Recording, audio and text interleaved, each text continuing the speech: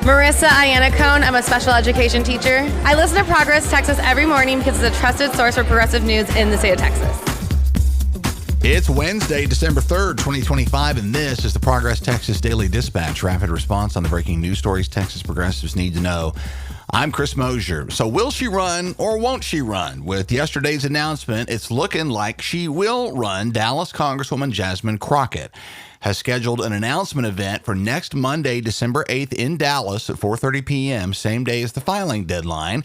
And Gabby Birnbaum at the Texas Tribune says Crockett tells the media she's directly consulted with both of her prospective primary opponents for the Democratic nomination for the U.S. Senate. Those are former Congressman Colin Allred and State Representative James Tallarico, to discuss polling on the matter she's commissioned and which has not been shared with the Trib or any other news outlet that we know of. Birnbaum notes that the Congresswoman joining the race would scramble what had been a two-candidate Democratic primary and increase the likelihood of a runoff occurring in March, given that the Republican primary between Senator John Cornyn, Attorney General Ken Paxton, and U.S. Congressman Wesley Hunt will itself very likely go to a runoff.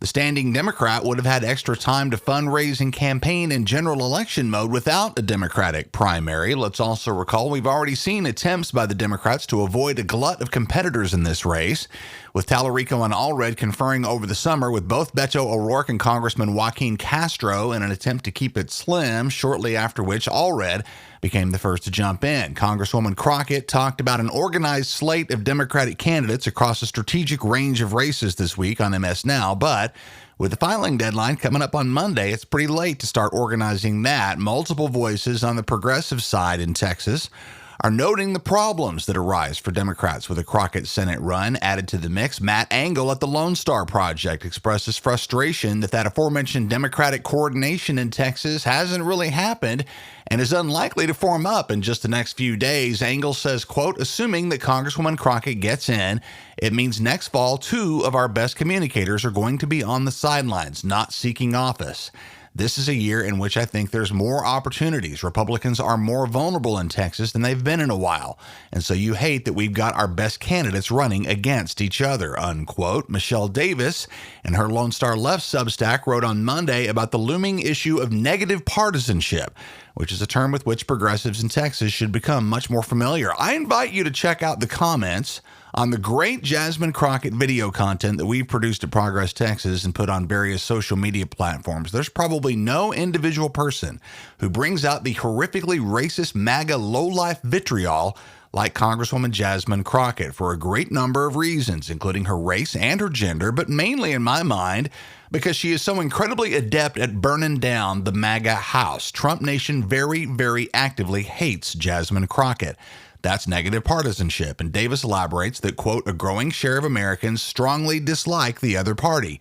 And this out-party hostility is a powerful predictor of political participation, including turnout.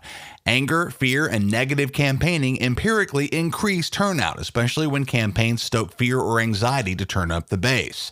Disdain for one party predicts turnout and political engagement, even in the absence of strong positive feelings towards the other party. And about 1/3 of American voters in 2020 said they cast their ballot that year more against a candidate than for one, unquote. A great example of all of this is happening before our eyes, with recent Democratic overperformance in the gubernatorial races in New Jersey and Virginia, and even last night's close loss by Democratic candidate Afton Bain in that special election in Tennessee, in which she didn't win but absolutely overperformed.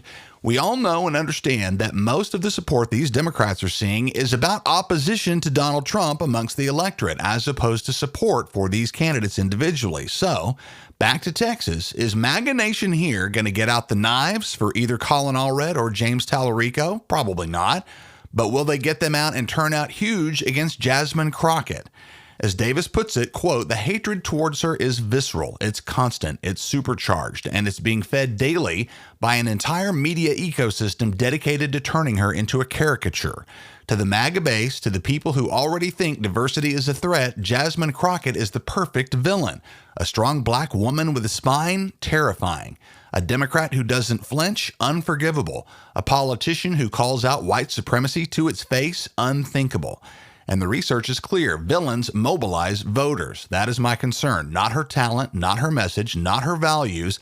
My concern is that the more the right hates her, the more they turn out to vote, unquote. And again, that's from Michelle Davis at Lone Star Left. Here at Progress, Texas, we also are massive Jasmine Crockett fans and will always have her back. But all of the facts need to be considered as she apparently prepares to move forward with a Senate run. Houston friends, and all of you really, a reminder that starting this Sunday, December 7th, Progress Texas is taking our message to voters in Texas's largest and most diverse city on the FM dial in Houston. Our Weekend in Progress Roundtable show is joining the regular lineup on Houston's KPFT 90.1 FM HD2 starting this Sunday and every Sunday morning thereafter from 11:30 to 12 noon. And with your support, we're hoping to join more radio lineups in more Texas media markets in 2026.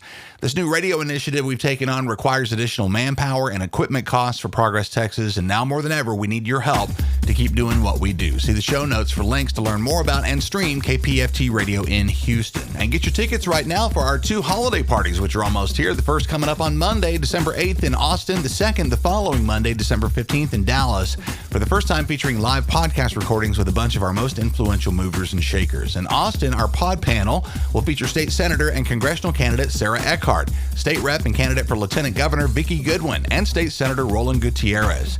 In Dallas, we've got State Rep and gubernatorial candidate Gina Hinojosa, candidate for Attorney General Joe Jaworski, Tarrant County State Senate candidate Taylor Ramette, and Texas House Minority Leader Gene Wu. Sponsorships are available, and so far our holiday parties are brought to you by Shaping the Future supporter Charles Zeller, Fired Up supporter John Adair, Be the Change supporters Alex Andrade, Scott Elphinstone, Howard Cleon, the Honorable Dick Levine, and the Honorable James Tallarico. Persistent supporters the Honorable Yasmin Simon, Jason Smith and Sarah Pareda, Unified, and Jerry Yoss.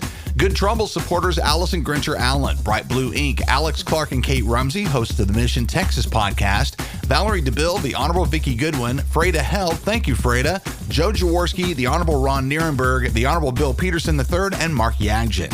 And Raise More Health supporters Aval, Louis A. Bedford IV, Stuart Campbell, Hannah Cutshaw, Bill Holston, the Honorable Donna Howard, Will Judy, Angela and Gary Kutak, Jenny Laughlin, Carol Orr, Jennifer Owen, Mark Ferris, Gary Potts, the Honorable Zoe Cadre, Save Texas, Beth Stromberg, the Honorable Adam Swartz, and the Texas Progressive Caucus. Thanks to all of you very much. Our mission at Progress Texas is to counter the billionaire and corporate-funded conservative disinformation machine, and we rely largely on listener support to keep doing what we do. While we enjoy the support of hundreds of partners, chances are that you, dear listener, haven't yet joined the team. If you're a regular, let's get you on board right now at progresstexas.org. Huge thanks to Steve Lemons, Lauren Blanton, and Belinda Musgrave, all of whom are on the team. Thanks to all of you. And while you're at the website, grab the merch to match your progressive values and those of the Texans on your holiday gift list at our web store, including our newly expanded Humans Against Greg Abbott collection of tees, stickers, and yard signs. Greg's got to go in 26, so let's go, y'all.